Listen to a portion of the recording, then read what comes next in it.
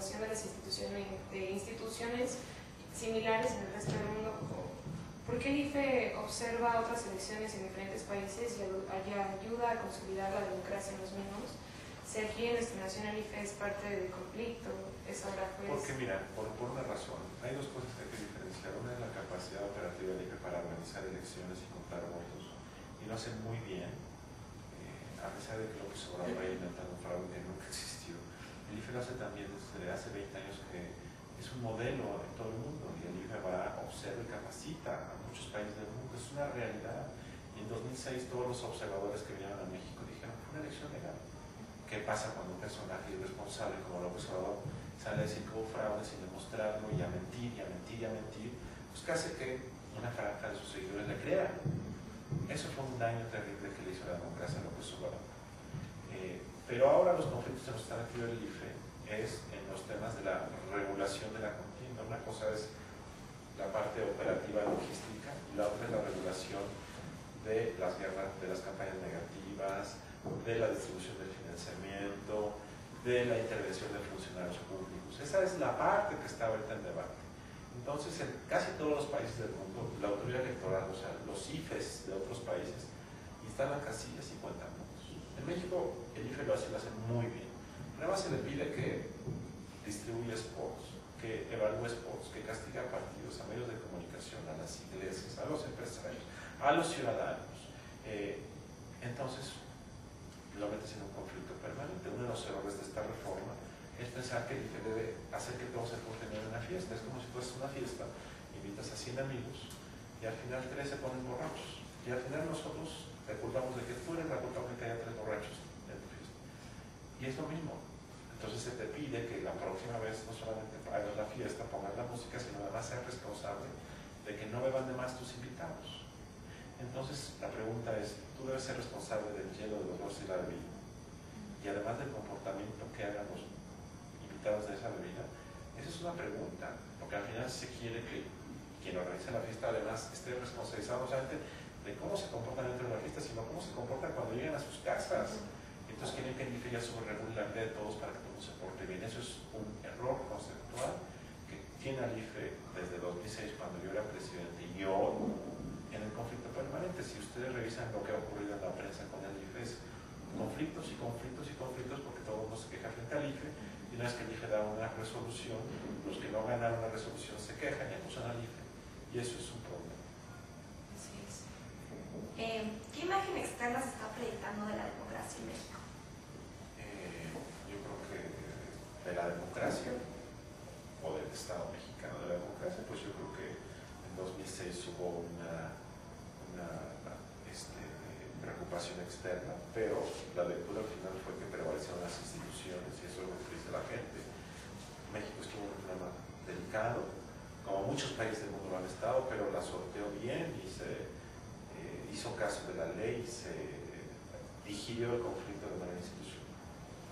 Ahora, en otro sentido mucho más amplio, la preocupación yo creo que es mucho más profunda, que es cómo va a evolucionar el Estado mexicano, es decir, su sistema de gobierno, su sistema democrático, su Estado de Derecho, para procesar las dificultades que enfrenta como nación. Eso es una pregunta mucho más de fondo, y esa es yo creo que es la pregunta fundamental, y eso hay una enorme preocupación que se ha ejemplificado en una discusión un poco frívola, pero que te refleja la preocupación de si México es o no un Estado fallido. Claramente no lo es, pero claramente muestra debilidades en las regiones del país, y claramente lo que está demostrando es que tenemos un problema severo de un Estado de Derecho que no existe, y que ese yo creo que es el principal reto del país. No es, los políticos siguen enfrascados en tratar de ver cómo resolver sus conflictos durante las elecciones. El problema del país no es ese. El problema del país es la inseguridad, que es reflejo de una falta de cultura de la legalidad, un problema de impunidad, un problema de Estado de Derecho, que afecta a la seguridad, que afecta el crecimiento de la economía y la distribución de la riqueza. Creo que ese es el problema. Lo otro es insignificante frente a eso. Gracias.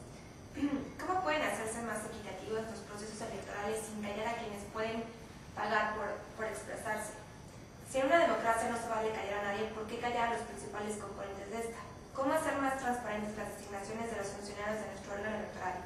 ¿Cómo recuperar la autonomía, credibilidad y a un ciudadano más que es del IFE? ¿Qué hacer al respecto? ¿Estamos ante una ilusión de estructura estructuras electorales democráticas en México?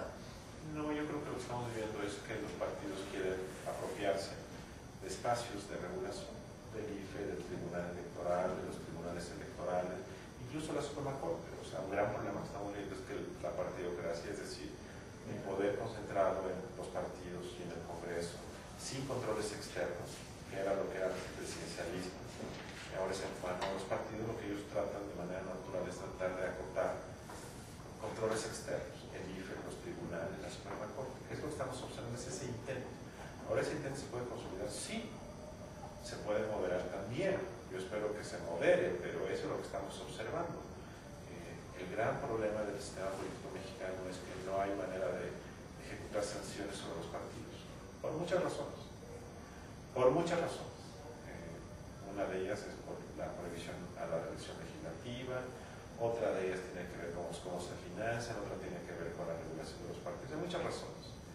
Pero el asunto fundamental es que, a menos que se cambie diametralmente el fundamento del sistema político mexicano, ese tipo de impunidad partidista se va a mantener.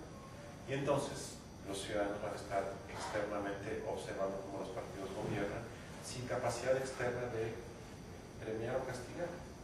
Y eso me parece que es el principal reto. Ahora, el IFE sigue siendo una institución que garantiza elecciones limpias, pero lo que estamos observando es que los partidos están tratando de acotar y acotar y acotar.